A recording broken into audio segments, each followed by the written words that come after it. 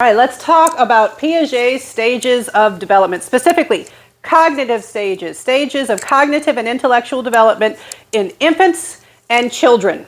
All right, so we've got a stage theory. With stages, you move from one stage to the next and you are acting qualitatively different. So stage theories talk about discontinuous development or discontinuity. So we're talking about cognitive development. We're going to talk about making changes in the way an individual thinks. The first stage of development, according to Piaget, is the sensorimotor stage. And it is all one word. So, like when I try to put it into Microsoft Word, it always tries to tell me that I need to break it up into two words. It's one word. Sensorimotor. Now, it involves sensory and motor processes. Surprise, surprise. You basically learn about the world. And Piaget said that infants and children were very curious. You know, they were like little scientists, testing their own naive hypotheses about the world. They want to explore. They want to know things. In the sensorimotor stage, which is the first 2 years of life, so you've got infancy and the first bit of toddlerhood here, and they learn about the world through their five senses by seeing things, hearing things, tasting, touching, smelling things. And then motor, they gain control of their body, which allows more opportunities for exploration. So they explore their environment. If you wanted to encourage development during this stage, and by the way, Piaget really talked about it as this is going to happen in most cases. You don't have to push for development to happen. But if you wanted to encourage the development that is already happening, you give opportunities for sensory motor exploration, like giving children toys to play with. And they don't have to be expensive toys, just something to play with, some age-appropriate thing that's safe for that child to reach for, to manipulate in their hands and learn things, giving them opportunity to crawl around and explore, talking to them, labeling things in their environment, helping them explore their environment, learn about their environment.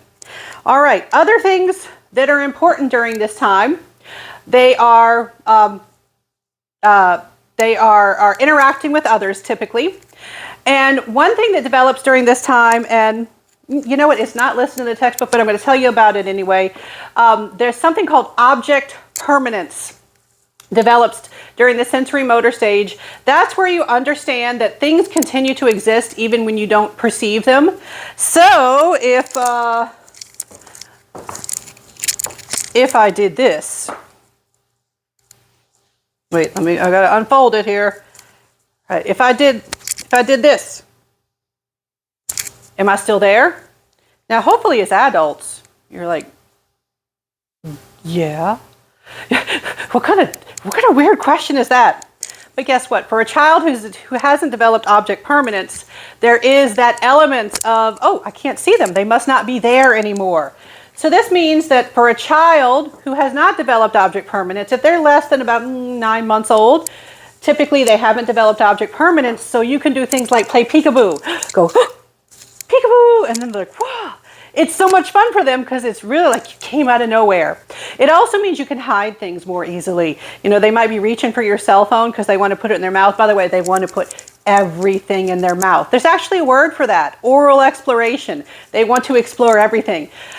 So if you don't want them to put your cell phone in their mouth, you can just kind of hide it behind your back where they can't see it. And they're like, oh, I guess it doesn't exist anymore.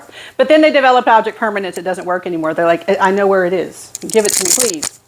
So object permanence is one thing that develops during this time. Now, your next stage, your second stage, according to Piaget, is called the pre-operational stage. And this goes from about age 2 to about age 7. Pre means before, operational has to do with being logical. So this is being pre-logical. All right, your pre-operational child, they've learned a lot about the world. Typically, they have, most individuals, they've mastered spoken language, or they have learned to communicate with spoken language during this time. They have started to understand the world, but they make a lot of logical errors. So just to give you some examples, they will exhibit something where they think that everything is alive. Like I one time had to hold a funeral for a pop balloon because to my son, who was pre-operational at the time, that balloon had died, and it was tragic, and we had to hold a funeral for Balloony. It had a name. Balloony had a name. We had to mourn it. I had to put Band-Aids on stuffed animals because they were hurt, Mama.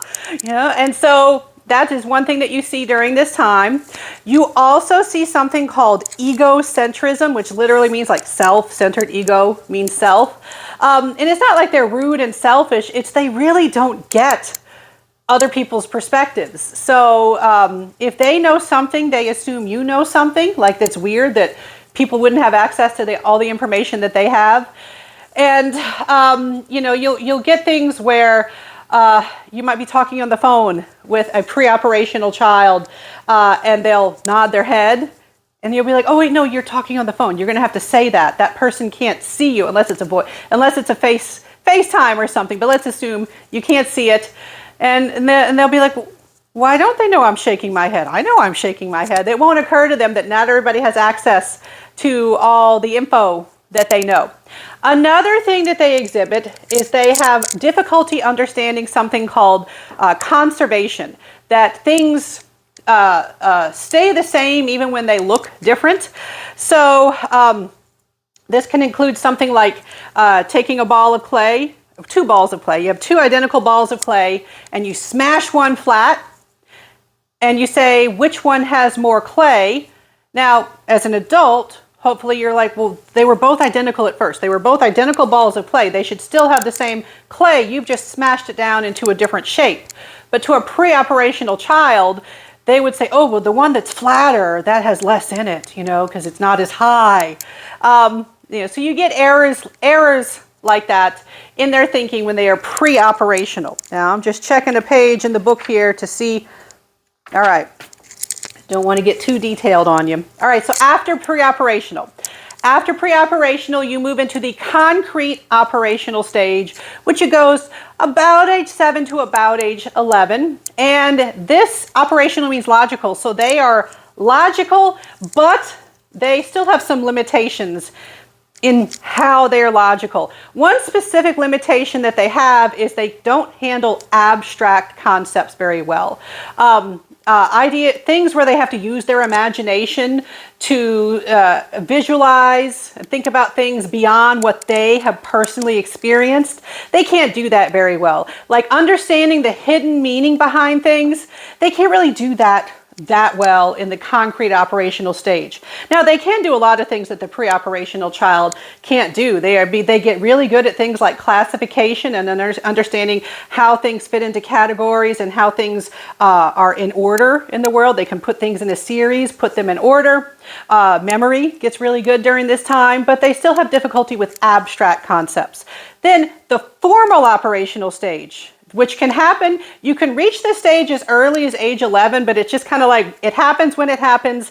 And some people don't reach the formal operational stage. Just at 11 on up. And I'm noticing the textbook says age 12. I learned it as 11, but these are approximate. All right, so if you do reach formal operational thinking, you can handle abstract thoughts, you can reason about situations that you have personally not been in, you can understand the hidden meaning behind things, you can engage in more complex thinking, the sort of thinking that would be necessary for surviving upper level math classes, science classes, college level classes, things like that. So hopefully you've achieved some formal operational thinking. All right, so that is it for Piaget's stages of cognitive and intellectual development. Now, I will mention there are other cognitive psychologists out there. So in the next video, we're going to talk about someone called Vygotsky, who also talked about cognitive development.